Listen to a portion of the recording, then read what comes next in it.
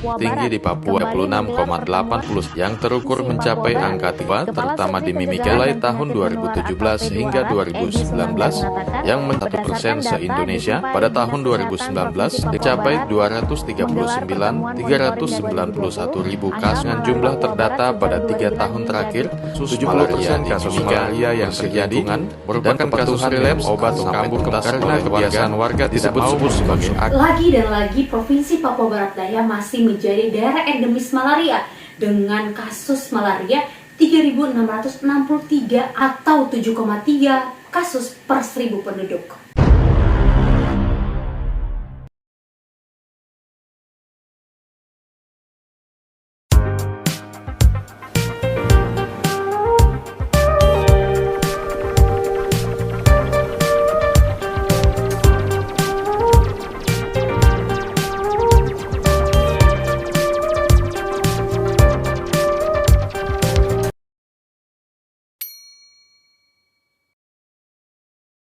Penyakit malaria yang termasuk dalam emerging disease merupakan masalah kesehatan yang paling serius di beberapa negara.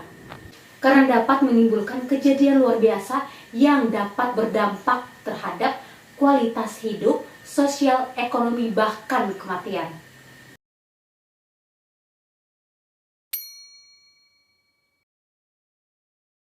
Lalu Kabid Yankes Dinas Kesehatan Provinsi Papua Barat Daya menyampaikan dari 6 kabupaten atau kota provinsi itu ada 2 kabupaten yang berstatus endemis tinggi malaria. Keduanya adalah Kabupaten Tambrau dan juga Kabupaten Raja Ampat. Kemudian untuk Kabupaten Sorong, Maibrat, dan Kota Sorong termasuk dalam status endemis sedang kasus malaria.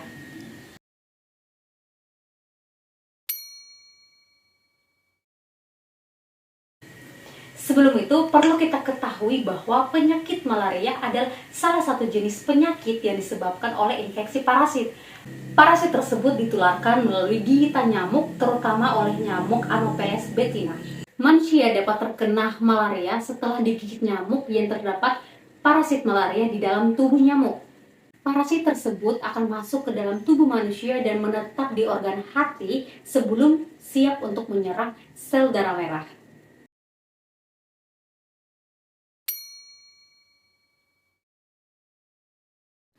Penyebab adanya nyamuk Anopheles karena yang pertama, adanya genangan air kotor. Yang kedua, karena meletakkan pakaian basah di dalam rumah. Yang ketiga, menggantung pakaian di belakang pintu kamar. Yang keempat, kamar yang tidak bersih. Yang kelima adalah tidak menggunakan kelambu yang disediakan oleh pemerintah.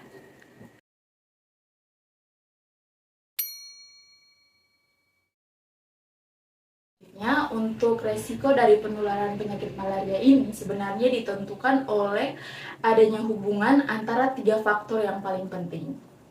Nah, yang pertama yaitu adalah pejamu atau yang biasa disebut dengan host. Nah, yang kedua itu yaitu biasanya disebabkan oleh penyebab dari penyakitnya atau yang biasanya itu disebut dengan agent. Nah, dan yang terakhir ini yaitu disebabkan oleh adanya faktor lingkungan atau biasanya itu disebut dengan environment. Nah, seperti yang sudah dijelaskan sebelumnya bahwa penyakit malaria ini sebenarnya ditularkan oleh agent Plasmodium yang ditularkan juga melalui vektor nyamuk Anopheles betina. Oke, untuk proses penularan dari penyakit malaria itu selain adanya plasmodium di dalam tubuh nyamuk, itu juga dipengaruhi atau ditentukan oleh perilaku dari host itu sendiri. Nah, misalnya itu perilaku hidup bersih, kemudian keluar pada malam hari dan juga perilaku pemberantasan sarang nyamuk. Kemudian, lingkungan juga tidak kalah penting dalam proses penularan penyakit malaria, di mana vektor dapat hidup dan juga dapat berkembang biak dengan lingkungan yang sesuai dengan bionomiknya. Lalu, Plasmodium yang berperan sebagai agen dari penyakit malaria pada pertumbuhannya, ini ditentukan atau dipengaruhi oleh iklim. Di antaranya ada kelembapan, ada suhu, dan juga termasuk dari lingkungan.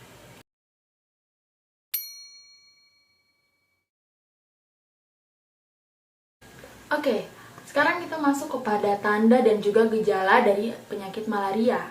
Nah, untuk gejala yang pertama yaitu adanya demam, di mana demam ini suhunya lebih dari 37,5 derajat Celcius yang diukur di aksila atau pada ketiak. Yang kedua yaitu konjungtiva atau telapak tangan kita akan tampak pucat. Yang ketiga yaitu adalah pembesaran limpa atau biasanya itu disebut dengan splenomegali. Selanjutnya adalah pembesaran hati atau hepatomegali. Dan yang terakhir yaitu adanya tanda-tanda dari malaria berat. Nah, diantaranya yaitu yang pertama penurunan kesadaran, kemudian demam tinggi, kemudian adanya ikterik, selanjutnya konjungtiva dan telapak tangan tampak pucat, dan juga urin berwarna coklat kehitaman.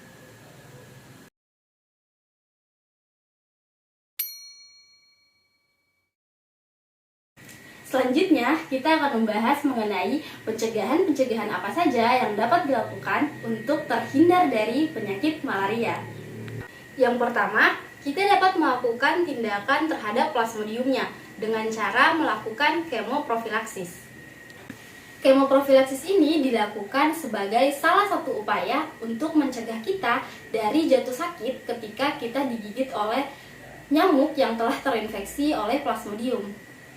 Pencegahan ini dapat diterapkan kepada para pendatang yang datang berkunjung ke daerah endemis malaria. Dilakukan dengan cara memberikan obat setiap minggunya.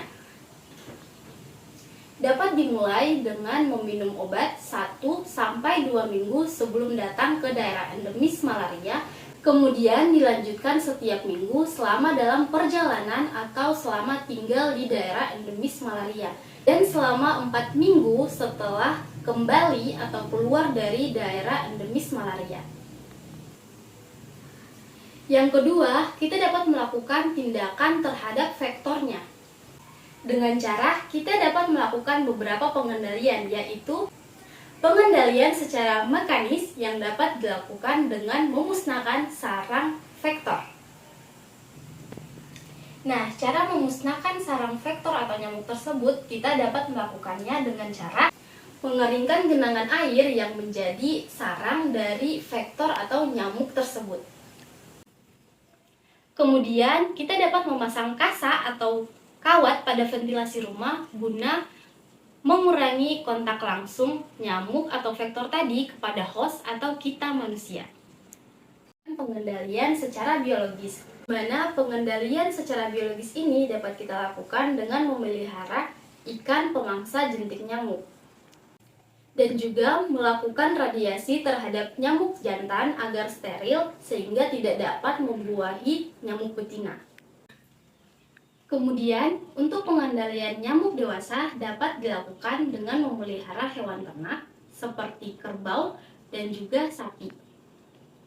Karena salah satu jenis nyamuk Anopheles sangat menyukai darah hewan ternak, sehingga akan mengurangi resiko gigitan nyamuk terhadap manusia.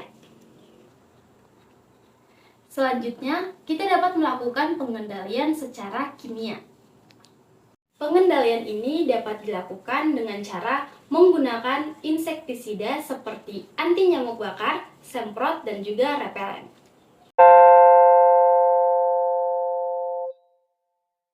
Sekian video edukasi dari kami. Semoga bermanfaat. Terima kasih.